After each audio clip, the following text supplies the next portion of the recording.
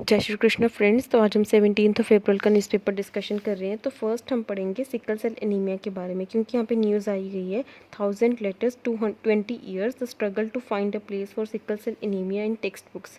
तो sickle cell anemia is a genetic disorder जो red blood cells में होता है, एंड रेड ब्लड सेल्स ना ओवल शेप्ड के बन जाते हैं because of the oxygen deficiency, and this can also cause to death.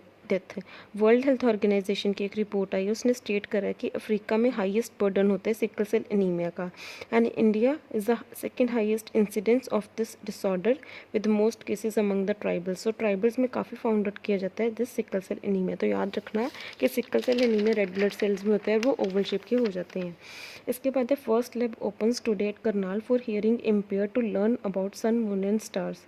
तो इम्पेयर्ड लोगों के लिए ना करनाल में एक फ़र्स्ट लैब खोली गई है। तो Karnal was an home town of a legendary astronaut that is Kalpana Chawla. तो उन्हीं को डेडिकेट करते हुए उनके ही शहर में एक लैब खोली गई है, एंड इसमें ना काफ़ी अच्छी इंफॉर्मेशन प्रोवाइड करी जाएगी बच्चों को from the simple to complex concept of the space.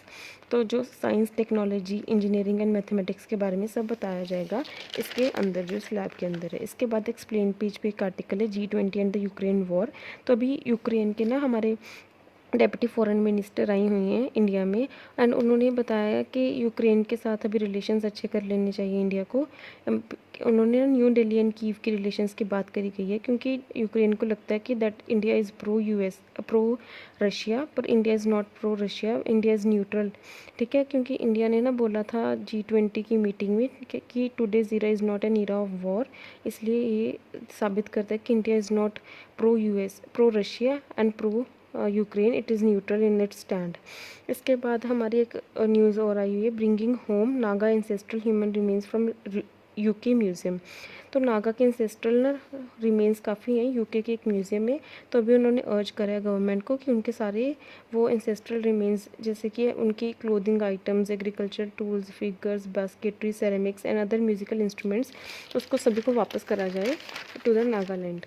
इसके बाद है लिविंग विद एल नीनो। ये IDS पेज पे एक आर्टिकल आया हुआ है, इसमें बताया गया है कि इस बार ना RBI की जो मॉनेटरी पॉलिसी कमेटी की रिपोर्ट आई है ना, MPC की रिपोर्ट आई है, उसमें रेपो रेट को इंक्रीज़ नहीं करा गया, वो सेम रखा गया है।